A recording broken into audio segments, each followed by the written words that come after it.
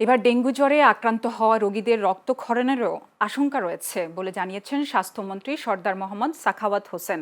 আজ সকালে ধানমন্ডির রবীন্দ্র সরোবরে ডেঙ্গু প্রতিরোধে ৩ মাসের বিশেষ অভিযানের উদ্বোধনী অনুষ্ঠানে এই কথা জানান তিনি।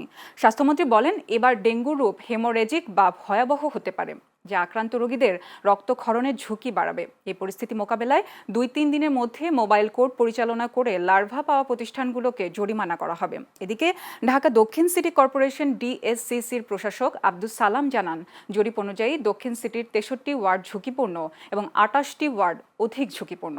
তিনি জনগণকে সচেতন হওয়ার আহ্বান জানিয়ে বলেন, ডেঙ্গু প্রতিরোধে জনগণের এবং সিটি কর্পোরেশনের সমান দায়িত্ব রয়েছে।